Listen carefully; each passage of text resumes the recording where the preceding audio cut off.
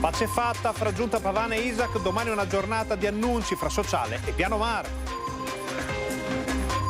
Sindacati sul piede di guerra per il caso Baxi, chiedono al sindaco Pavan un consiglio comunale straordinario. Dopo il divano arrivano i bivacchi in centro storico a Bassano, residenti infuriati per il degrado. San Zenone degli Zellini, Marin asfalta la regione, il Consiglio di Stato dà ragione al comune.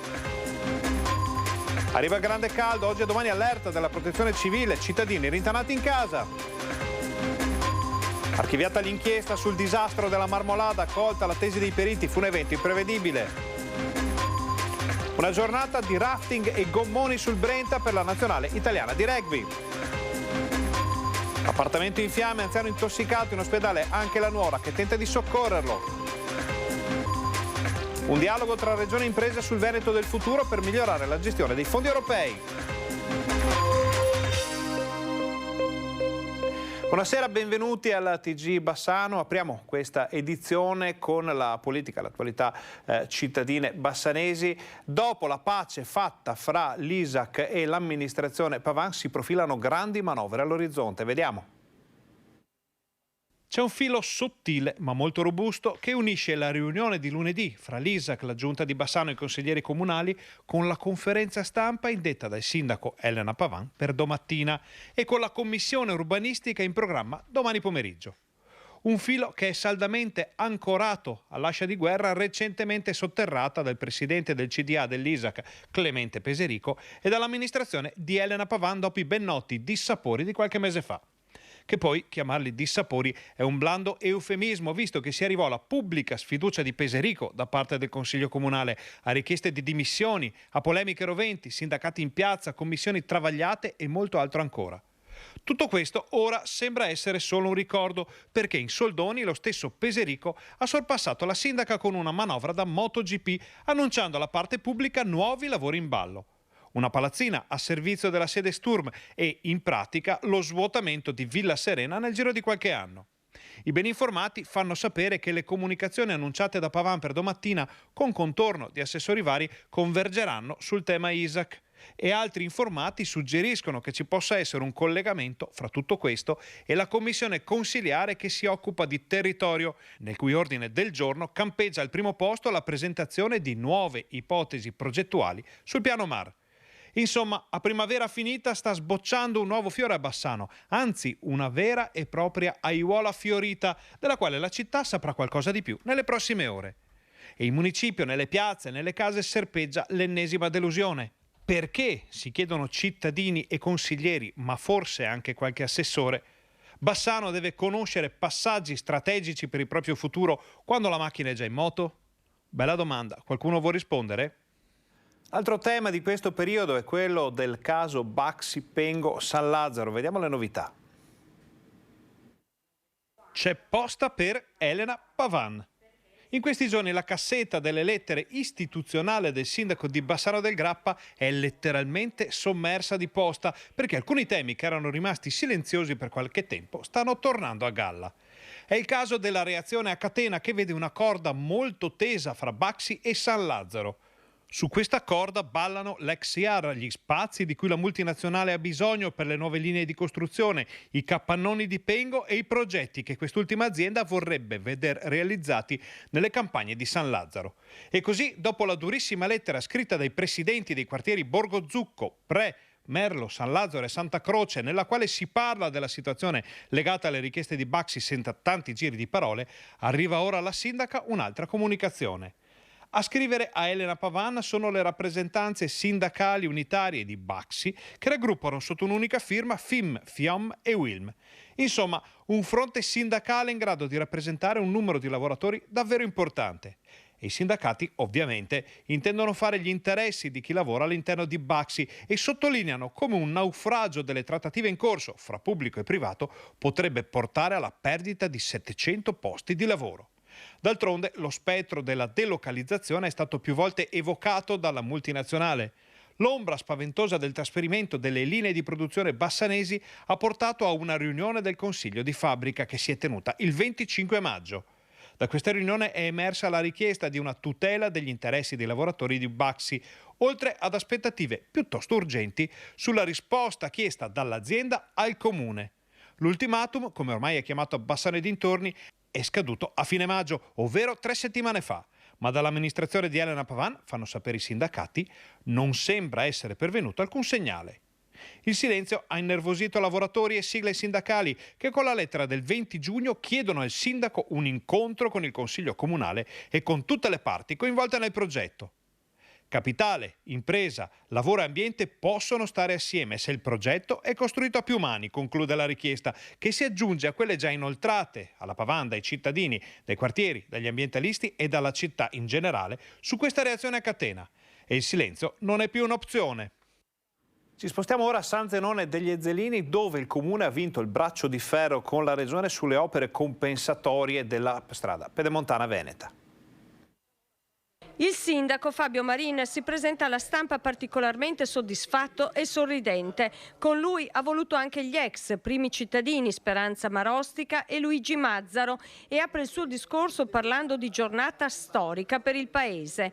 Il perché è presto detto. Il comune ha messo al tappeto Zaia & Company con la sentenza del Consiglio di Stato che gli dà ragione e obbliga la regione a rispettare gli accordi del 2012, dando il via alla sistemazione della viabilità del centro di San Zenone a spese proprio della regione. Partendo dall'amministrazione Marostica che aveva intrapreso degli accordi appunto con la regione per il fatto che la superstrada pedemontana passava appunto per San Zenone, arrivando all'amministrazione di Luigi Mazzaro, il quale appunto aveva firmato l'accordo impegnandosi a ritirare il ricorso al TAR che era stato iniziato dal comune di San Zenone contro la pedemontana veneta, e con questo accordo si andava ad accordarsi appunto per delle opere compensative. Un accordo però mai rispettato dalla Regione. Dopo un silenzio di 10 anni, Fabio Marin e la sua giunta hanno deciso di imboccare le vie legali. Abbiamo mandato prima una lettera, poi una diffida, poi alla diffida non è arrivata risposta, quindi abbiamo fatto un ricorso al TAR, il TAR ci ha dato ragione, la Regione non era ancora contenta e quindi ha fatto il ricorso al Consiglio di Stato e adesso il Consiglio di Stato in maniera definitiva ci ha dato ragione. E adesso che il braccio di ferro è stato vinto, l'amministrazione Marin attende di poter avviare quanto prima i lavori di riqualificazione del centro, il cui importo potrebbe superare i 4 milioni di euro. Si tratta della riqualificazione intera del centro di San Zenone. Partiamo da davanti alla chiesa e arriviamo fino in fondo a via Marconi, comprendendo anche la rotatoria qui in piazza all'altezza del municipio. Sul fronte politico, il sindaco si toglie qualche sassolino dalle scarpe, in particolare non nasconde il dente avvelenato nei confronti dell'assessore regionale Elisa De Berti. Mi ha definito sindaco troppo giovane e quindi non sapevo portare avanti le cose, mi ha detto che non dovevo stalkerizzarla per riuscire a ottenere le cose, cosa che non facevo, io stavo solo comportandomi da sindaco per ottenere quello che al nostro paese spetta. Oggi insomma il Consiglio di Stato ci ha dato ragione, quindi l'assessore De Berti adesso dovrà leggersi la sentenza e capire che bisogna andare avanti con i lavori.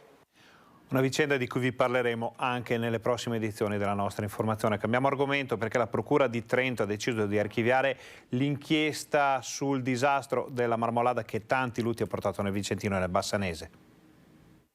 A quasi un anno dalla tragedia, era il 3 luglio 2022, ecco la sentenza del giudice per le indagini preliminari di Trento che mette la parola fine alla tragedia. Il crollo di una parte del ghiacciaio della Marmolada, che provocò la morte di 11 persone, non ha responsabili. E così l'inchiesta della Procura di Trento è stata archiviata, una decisione per certi versi attesa perché la perizia degli specialisti aveva confermato l'imprevedibilità dell'evento e perché di conseguenza il procuratore di Trento aveva già chiesto l'archiviazione. Erano le 13:45 del 3 luglio del 2022, quando un seracco si era staccato dal ghiacciaio. L'enorme massa di ghiaccio, fango e sassi aveva travolto alcune comitive, uccidendo 11 persone. La più colpita era stata la provincia vicentina, con 4 vittime di Malo, Tiene, Valdagno e Barbarano Mossano, poi Padova con marito e moglie di Cittadella e Treviso con 2 fidanzati di Montebelluna. Le altre 3 vittime venivano dal Trentino e dalla Repubblica Ceca. Tra le motivazioni che i periti nominati dal Tribunale avevano messo nero su bianco in una relazione di 45 pagine per sostenere la tesi dell'imprevedibilità, le temperature elevate registrate da metà giugno che avevano portato a una fusione superficiale della neve del ghiaccio che si stava riducendo di 7 centimetri al giorno. Torniamo a Bassano, cambiamo argomento, vi ricorderete le polemiche e dispiaceri, chiamiamoli così, dei cittadini per la presenza addirittura di un divano in pieno centro storico e del degrado che ne scaturiva. Ebbene, il divano è stato tolto, ma la situazione non è cambiata. È un lettamaio, scusate della parola, ma questo è un vero lettamaio. Nessuno fa niente. Qualche giorno fa un divano, oggi un bivacco di cartoni. Il luogo è sempre lo stesso, via Portici Lunghi, a 2 passi da Piazza Libertà nel cuore di Bassano. La segnalazione ci è arrivata da una residente stanca di tanto degrado sotto gli occhi ogni giorno. Ha chiesto di mantenere l'anonimato perché teme ripercussioni, ma non intende più tacere. Dico basta, sì, perché qua è un posto di passaggio e non di sosta. E invece di notte c'è chi bivacca, chi spaccia, e chi fa i propri bisogni e fa di tutto. E questo qua è un palazzo di proprietà, sicché i proprietari non fanno niente, il comune non fa niente e qua siamo le solite. Qua è una cosa vergognosa, con bivacco. Là devono avere acceso anche un fuocherello, e sicché qua di notte, di giorno, a tutte le ore non si dorme di notte, si fa fatica di pomeriggio, passano le forze dell'ordine, ma passano. Siccome questo è un passaggio privato e non di sosta, dovrebbero passare, siccome che passano, ma non fanno niente, passano e guardano. Invece dovrebbero fermarsi e quando li vedono mandarli via. Ci sono le telecamere qua? Ci sono, ma chi le guarda? C'è tanta amarezza nelle parole della nostra telespettatrice. Oratissima della mia Bassano e vorrei vederla bella, pulita, e invece è tutto il contrario. È tutto il contrario. Raccoglieremo questa lamentela, la porteremo all'attenzione di chi di dovere, poi vi racconteremo come andrà a finire, ma anche voi potete segnalarci quello che non va, degrado, situazioni al limite, pattume e sporcizia, quello che vedete davanti a casa vostra, via WhatsApp al numero 340-321-8379 oppure via mail, raccoglieremo, verificheremo e porteremo come sempre all'attenzione delle autorità. Cambiamo ancora argomento, oggi primo giorno della maturità, vediamo com'è andata. Oggi prima prova, la prova scritta di italiano, tanto temuta, com'è andata? Abbastanza bene, ci aspettavamo qualcosa di meglio, delle tracce migliori, però non è andata proprio male. Cosa vi aspettavate? Beh, delle tracce attuali con temi più attuali, tipo le proteste, le donne in Iran e tutte quelle cose, invece sono uscite tecnologia, WhatsApp. Io ero venuta con l'intenzione di fare la traccia A, sperando che uscisse D'Annunzio o Svevo, ma è uscito fuori Quasimodo e Moravia e quindi sono passata direttamente alla C e ho fatto anch'io quella su WhatsApp. Ho scelto la traccia C2 che parlava del come al giorno d'oggi non si sappia attendere e portare pazienza e ho riflettuto su questo, secondo me è un aspetto che è vero di quello che viviamo. E domani? Domani c'è la prova di matematica e per quella sono meno portato, ma comunque cercherò di fare il mio meglio. Abbiamo finito, ci siamo tolti l'ansia, pensavo fosse più difficile, però comunque ci è andata bene e ora aspettiamo la seconda prova domani. Sarà molto più impegnativa, però ci si prova in qualche modo. Sei preoccupata? Per gli iscritti non tanto, più per l'orale, per lo scritto per ora no. Hai dormito stanotte? Sì, stranamente sì, sono riuscita ad addormentarmi presto, ho fatto le mie ore di sonno. Quella su Piero Angela. Sì, era un testo argomentativo un po' complicato, però... È andata? Sì. Domani? E domani microbiologia. E siamo preoccupati anche per quello, però si spera bene, dai. Come giudichi le tracce di quest'anno? C'erano molte storiche e secondo me abbastanza corrette, dai, abbastanza giuste. Primo giorno di maturità, primo giorno anche dell'ondata di caldo estiva, vediamo. È prevista un'estate caldissima. Io lo spero. È contenta quindi? Sì, molto. E come farà con 40 gradi sotto l'ombra? Vabbè, dai, bevo acqua. No, è meglio, tanto non è che dura tantissimo l'estate, no? Durerà 2 mesi, 3 mesi. Aria condizionata e via? Sì, ma anche ti metti roba fresca. Accendo il condizionatore e sto in casa. Al fresco? Sì.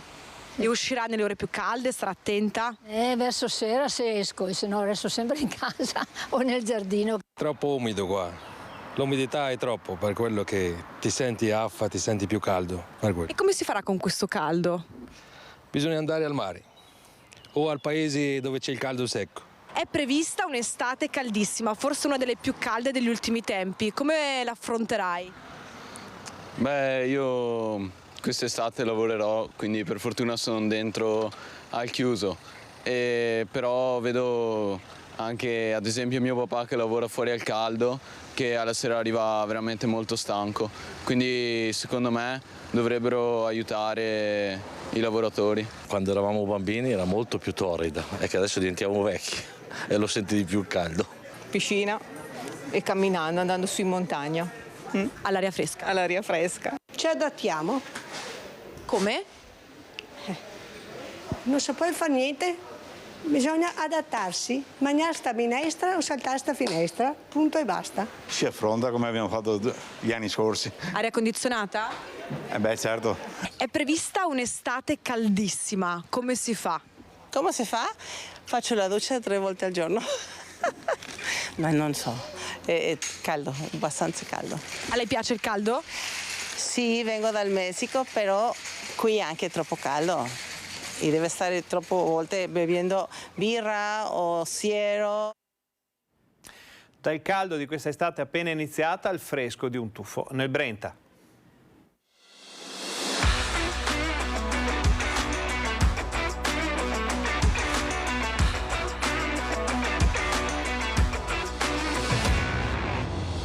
I magnifici 30 in gommone sono gli atleti della nazionale di rugby in ritiro in questi giorni a Pergine e Valsugana per la preparazione ai prossimi mondiali. E nella giornata libera hanno fatto meta in Brenta, coinvolti nell'avventura del rafting, accompagnati dalle guide dell'Ivanix Team, anche se sul gommone ci sono rimasti gran poco. Alla fine un po' un gioco fra di noi, una sfida, quindi ci tuffavamo, ci buttavamo in acqua, qualche sorriso in più, qualche scherzo, ma è stato sempre bello. Come vi sembra questo fiume? Bello, molto bello, non tanto pericoloso, infatti per quello ci siamo tuffati da soli, però sempre divertente. Freddo? Molto freddo, però siamo in estate, quindi ci sta anche. Sì. Tra un tuffo e l'altro si preparano al rientro a Pergine e pensano già alle partite di settembre. Che pronostico si fa per questo mondiale? Come ogni mondiale sì, sono delle partite molto difficili, ogni partita è vincibile per noi, ovviamente cominciamo con Namibia e Uruguay e poi passiamo alla Nuova Zelanda e la Francia, le prime 2 passano nel girone, quindi tutto su quelle, sì, tutte le partite saranno dure, però secondo noi possiamo veramente passare il girone, sarà il nostro obiettivo. Il gruppo è molto carico, siamo molto stretti, è un bel gruppo, tutti quanti lavorano molto duro e lavoriamo per noi stessi, per il gruppo e quello che dobbiamo fare, poi speriamo di rendere i nostri tifosi fieri al mondiale.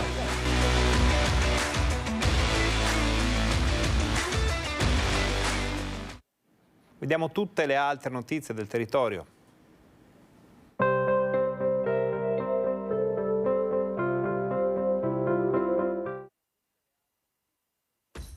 Dopo 34 anni di attività al santuario della Madonna dell'Acqua di Mussolente, padre Graziano Vendramin ha lasciato il paese, destinato alla comunità religiosa di Arco in provincia di Trento. Tanti messaggi di ringraziamento a padre Graziano per il suo lavoro. È stato consegnato allo sportello Donna di Tiene l'assegno di 1.500 euro donato dall'associazione Le Amiche di Anna. Una cifra raccolta durante un evento musicale realizzato lo scorso maggio in collaborazione con il comune. Tutto pronto a Bassano per l'evento punto per punto, passo dopo passo, in programma domani sera a Villarezzonico. 42 pazienti seguite dall'associazione oncologica San Bassiano Onlus sfileranno indossando le creazioni realizzate da loro stesse. 2 persone intossicate a Tombolo per un incendio, vediamo. Incendio in un'abitazione a Tombolo in via Malzone nella notte. 2 le persone rimaste intossicate, un anziano e la nuora, anch'essa coinvolta nel tentativo di soccorrere l'uomo. Al lavoro le squadre dei Vigili del Fuoco di Cittadella e i volontari di Borgorico che hanno prestato il primo soccorso all'anziano 76enne e alla nuora e spento le fiamme che avevano interessato la camera da letto e le stanze adiacenti. Le 2 persone sono state poi affidate alle cure del personale del SUEM 118 e trasferite in ospedale. Sono in corso gli accertamenti per stabilire le cause del rogo. Regione imprese a braccetto per capire come spendere i fondi europei. si chiama Innovative, il nuovo marchio della comunicazione regionale a servizio di ricerca e imprese. È proprio a partire da qui che il Veneto vuole disegnare il suo nuovo modello di sviluppo, grazie all'interconnessione tra università, centri di ricerca, imprese e regione, appunto, un'unione che ha superato la sfida contro il Covid. Sono stati gli impianti biogas da reflui, zootecnici, rifiuti che tornano a essere economicamente rilevanti, il tema del dialogo di apertura ospitato nella cornice della Sala delle Conchiglie di Villa Contarini a Piazzola. Una scelta anche etica, ha sottolineato Roberto Marcato, assessore allo sviluppo economico della Regione. Una comunicazione su due direzioni: da un lato la Regione antenna sul territorio delle richieste delle imprese, dall'altro le imprese stesse che potranno trovare nell'istituzione risposte grazie agli investimenti previsti dal Fondo Europeo per lo Sviluppo Regionale, che mette sul piatto 730 milioni di euro, 180 milioni dei quali dedicati esclusivamente alla ricerca e all'innovazione. Questa era l'ultima notizia del nostro telegiornale. Vi ricordiamo che questa sera alle 21:15, come sempre, il nostro direttore Luigi Baccialli avrà una puntata speciale di Focus con tanti temi di attualità politica del Veneto, ma non solo. Ospiti: Fabiano Barbisan, Pietro Dalla Libera, Nicola Falconi, Gio Formaggio, Antonella Tocchetto e Andrea Zanoni. Grazie per essere stati con noi, vi auguriamo una buona serata, vi lasciamo al meteo.